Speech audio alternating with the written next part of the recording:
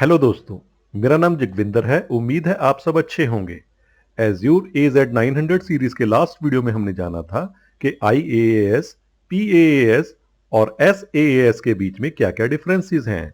उस वीडियो में जो इन्फॉर्मेशन थी वो जनरल पर्पस इन्फॉर्मेशन थी।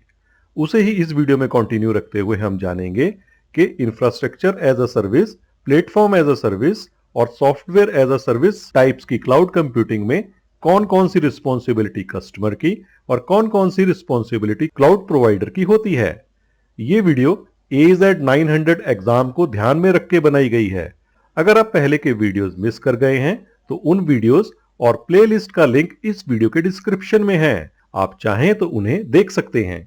जैसा कि हम अब तक समझ ही चुके हैं कि क्लाउड कंप्यूटिंग में क्लाउड प्रोवाइडर्स यानी कि CP जो भी इंफ्रास्ट्रक्चर, प्लेटफॉर्म या सॉफ्टवेयर ऑफर करते हैं वो सर्विस ही कहलाती है। और इन तीनों तरह की सर्विसेज के अपने एडवांटेजेस और अपने डिसएडवांटेजेस हैं।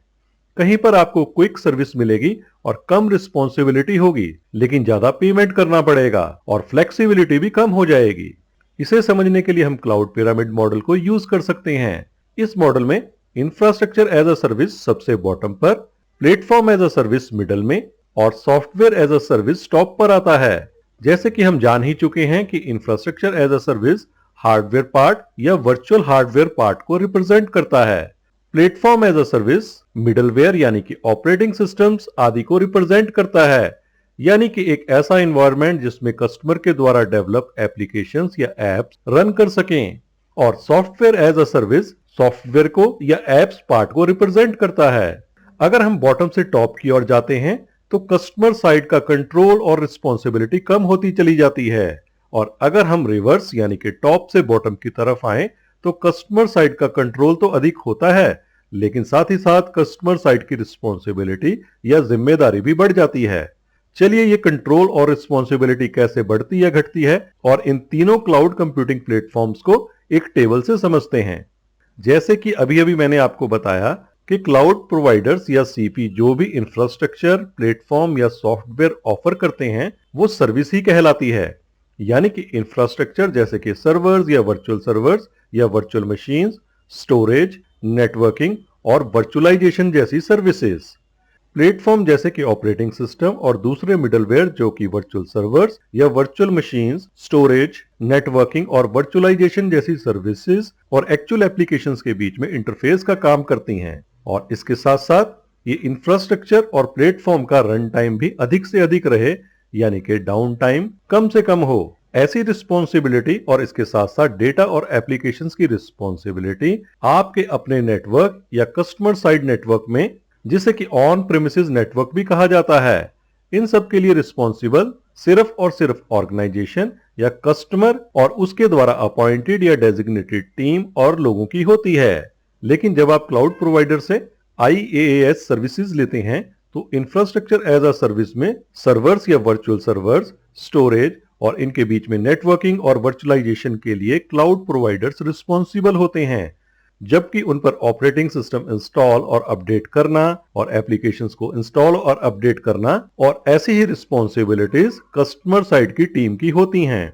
कुछ केसेस में हो सकता है cloud provider in virtual machines पर ऑपरेटिंग सिस्टम इंस्टॉल करने की फैसिलिटी दे दे, लेकिन उस केस में भी उस ऑपरेटिंग सिस्टम को अपडेट करना कस्टमर साइड की रिस्पॉन्सिबिलिटी ही होती है। इसी तरह से जब आप क्लाउड प्रोवाइडर से PaaS सर्विसेज लेते हैं तो प्लेटफॉर्म एज अ सर्विस में क्लाउड प्रोवाइडर्स की रिस्पॉन्सिबिलिटी और भी बढ़ जाती है और वो ऑपरेटिंग सिस्टम इंस्टॉल और अपडेट करने के साथ साथ जो भी दूसरी सर्विसेज या सॉफ्टवेयर या एप्लीकेशंस रन करने के लिए जो भी एनवायरनमेंट चाहिए उसके लिए रिस्पॉन्सिबल होते हैं। लेकिन एप्लीकेशंस इंस्टॉल और अपडेट करना अभी भी कस्टमर साइड की टीम की ही रिस्पॉन्सिबिलिटी होती है। एप्लीकेशंस और डेटा के बीच में कनेक्टिविटी भी कस्टमर की ही रिस्पॉन्सिबिलिटी होती है। ये एप्स कंपनी के द्वारा अपनी डेवलप्ड ऐसी एप्स होती हैं जो कि पहले कस्टमर्स के ऑन प्रेमिसेस नेटवर्क पर रन कर रही हों और जिन्हें ऑर्गेनाइजेशन या कंपनी ने उठाकर क्लाउड पर शिफ्ट कर दिया हो। इसे लिफ्ट एंड शिफ्ट मेथड भी कहा जाता है। यहां पर बेशक से क्लाउड प्रोवाइडर का कंट्रोल तो अधिक हो जाता है, लेकिन वो आपको कुछ ऐसी एडिशनल फीचर्स भी प्रोवाइड करते हैं जिन्हें डेवलप करने में ऑर्गेनाइजेशन या कंपनी का बहुत ही पैसा और समय लगता है। जैसे कि for example cloud providers organisation या कंपनी की वेब एप्लीकेशंस के लिए ऐसी लॉगिन फीचर ऐड करने की कैपेबिलिटी दे सकते हैं, जिससे कि अगर ऑर्गेनाइजेशन या कंपनी चाहे तो यूजर्स को माइक्रोसॉफ्ट अकाउंट, फेसबुक अकाउंट या गूगल अकाउंट से अपने वेब एप्स पर लॉगिन अलाउ कर सकती हैं।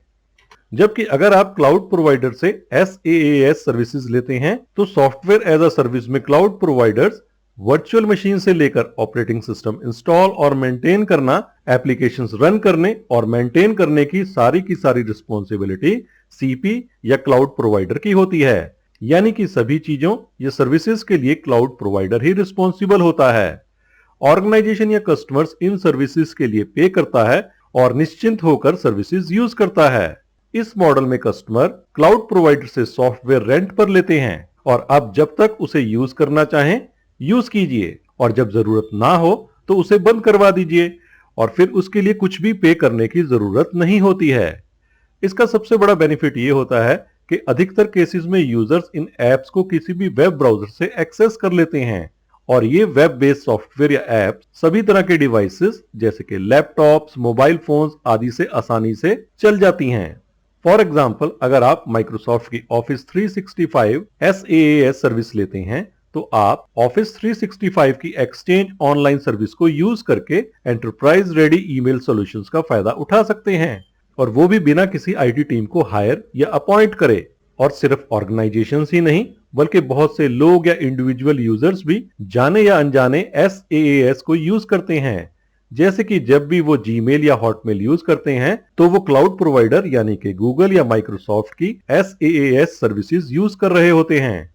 तो आप समझ ही गए होंगे कि अगर हम क्लाउड पिरामिड मॉडल में बॉटम से टॉप की तरफ जाएं तो क्लाउड प्रोवाइडर की रिस्पॉन्सिबिलिटी और कंट्रोल बढ़ जाता है, लेकिन साथ ही साथ ऑर्गेनाइजेशन या कस्टमर को कुछ ऐसी एडिशनल फीचर्स भी मिल जाती हैं जिन्हें ऑर्गेनाइजेशन को डेवलप करने और अपडेट करने में बहुत ही पैसा और रिसोर्सेज यूज करने पड़ते हैं।